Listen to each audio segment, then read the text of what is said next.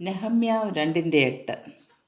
എൻ്റെ ദൈവത്തിൻ്റെ ദയയുള്ള കൈ എനിക്ക് അനുകൂലമായിരുന്നതുകൊണ്ട്. പ്രവാസത്തിൽ നിന്നും തെറ്റിയൊഴിഞ്ഞു പോയ യഹൂദ ജനതയിലെ ശേഷിപ്പ് മഹാകഷ്ടത്തിലും അപമാനത്തിലും ഇരിക്കുന്നു. യെരുശലേമിൻ്റെ മതിൽ ഇടിഞ്ഞും അതിൻ്റെ വാതിൽ തീ കൊണ്ട് വെന്തും കിടക്കുന്നുവെന്ന വാർത്ത സഹോദരനായ ഹനാനിയിൽ നിന്നും കേട്ട നെഹമ്യാവ് കരഞ്ഞും ദുഃഖിച്ചും ഉപവസിച്ചും കൊണ്ട് ദൈവത്തോട് പ്രാർത്ഥിച്ചു. ഈ അവസ്ഥയിൽ നിന്നും ഒരു മാറ്റം വരുത്തുവാൻ ദൈവത്തിന് മാത്രമേ സാധിക്കുകയുള്ളൂ എന്ന് മനസ്സിലാക്കിയ നെഹമ്യാവ് തൻ്റെ ജനതയ്ക്ക് വേണ്ടി പ്രാർത്ഥനയിൽ ഉറ്റിരുന്നു. കൂടാതെ ദൈവത്തിൽ ആശ്രയിച്ചു പ്രവർത്തന നിരതനായി. രാജാവിൻ്റെ പാനപാത്രവാഹൻ എന്ന സ്വാധീനം ഉപയോഗിച്ച് പണിക്കാവശ്യമായ തടി വനവിചാരകനായ ആസാഫിൽ നിന്നും ലഭിക്കേണ്ടതിന് കത്തിനു വേണ്ടി രാജാവിനോട് അപേക്ഷിക്കുന്നു. തൻ്റെ ജനതയുടെ ക്ഷേമത്തിനു വേണ്ടി പ്രാർത്ഥനയിലും പ്രവർത്തനത്തിലും ഉറ്റിരിക്കുന്ന നെഹമ്യാവ് എത്ര നല്ല മാതൃക! സ്വന്തം ജനതയുടെ കഷ്ടപ്പാട് സ്വന്തം കഷ്ടപ്പാടായി കണക്കാക്കുന്ന മനോഭാവം ദൈവദിനം പിൻപറ്റേണ്ട നല്ലൊരു മാതൃക. നാം സുരക്ഷിതരായിരിക്കുമ്പോഴും മറ്റുള്ളവരുടെ പ്രയാസങ്ങളിൽ കൂട്ടാളിയാകുക എന്ന മനസ്ഥിതി തൻ്റെ ദൗത്യം വിജയിക്കുമെന്ന് നെഹമ്യാവിന് ഉത്തമ ബോധ്യമുണ്ടായിരുന്നു. അതിൻ്റെ കാരണമാണ് 2:8 വായിച്ചത്. എൻ്റെ ദൈവത്തിൻ്റെ ദയയുള്ള കൈ എനിക്ക് അനുകൂലമായിരുന്നു. ഈ പ്രസ്താവന വീണ്ടും 2:18 കാണുന്നു.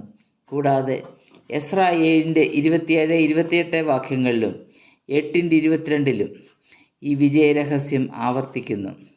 മതിൽ പണിക്ക് നെഹമ്യാവ് പദ്ധതി തയ്യാറാക്കിയപ്പോൾ അത് തടസ്സപ്പെടുത്തുവാൻ സൻബല്ലത്തിനും തോബിയാവിലും കൂടി സാത്താൻ പ്രവർത്തിച്ചു കൊണ്ടേയിരുന്നു.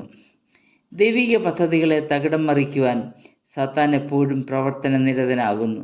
എന്നാൽ സാത്താന്യ പ്രവർത്തനങ്ങളെ അതിജീവിക്കുവാൻ നെഹമ്യാവിൻ്റെ പ്രാർത്ഥനയും പ്രവർത്തനവും പദ്ധതികളുടെ തയ്യാറെടുപ്പും കാരണമായി. ഒരു നേതാവെന്ന നിലയിൽ ജനത്തിൽ ഉത്സാഹം പകർന്നുകൊണ്ടും ഇരുന്നു. ഏത് പ്രവർത്തനങ്ങളും പദ്ധതികളും വിജയിക്കണമെങ്കിൽ ദൈവത്തിൻ്റെ അനുകൂലമായ കരം ആവശ്യമാണെന്ന് നെഹമ്യാവ് വിശ്വസിച്ചു. ആ ബോധ്യം ജനങ്ങളിലേക്കും പകർന്നു കൊടുത്തു. ദൈവത്തിൻ്റെ അനുകൂലമായ കൈ പ്രവർത്തിച്ചതുകൊണ്ട് മതിൽപ്പണി എന്ന ദൗത്യം വിജയകരമായി പര്യവസാനിച്ചു. ഇതേ ആശയം തന്നെയാണ് 90-ാം സങ്കീർത്തനം 17-ാം വാക്യത്തിൽ മോശ പറഞ്ഞിരിക്കുന്നത്. ഞങ്ങളുടെ കൈകളുടെ പ്രവൃത്തിയെ സാധ്യമാക്കി തരണമേ. ദൈവവുമായുള്ള തൻ്റെ അനുഭവജ്ഞാനത്തിൽ നിന്നുരുവിടുന്ന വാക്കുകളാണവ. വീട് പണിയുന്നതും പട്ടണം കാക്കുന്നതും യഹോവയാണ്. 127-ാം സങ്കീർത്തനം 1-ാം വാക്യം. യഹോവയുടെ കരം പ്രവർത്തന നിരതമായിരുന്നില്ലെങ്കിൽ മാനുഷിക പ്രവർത്തനങ്ങളെല്ലാം വ്യർത്ഥമാണ്. റോമാലേഖനത്തിൽ പൗലോസ് ഇപ്രകാരം ദൈവിക പ്രവർത്തനത്തെ നോക്കിക്കാണുന്നു. ദൈവം അനുകൂലമെങ്കിൽ പ്രതികൂലം ആർ. ഈ വചനസത്യം ഉൾക്കൊണ്ട് നമ്മുടെ ചെറുതും വലുതുമായ എല്ലാ കാര്യങ്ങളും ദൈവസന്നിധിയിൽ നമുക്ക് സമർപ്പിക്കാം. ദൈവം പ്രവർത്തിക്കട്ടെ. നമ്മുടെ എല്ലാ സംരംഭങ്ങളും വിജയത്തിൽ നിന്നും വിജയത്തിലേക്ക് ദൈവം എത്തിക്കും. ദൈവത്തിൻ്റെ നാമം മാത്രം മഹത്വപ്പെടട്ടെ.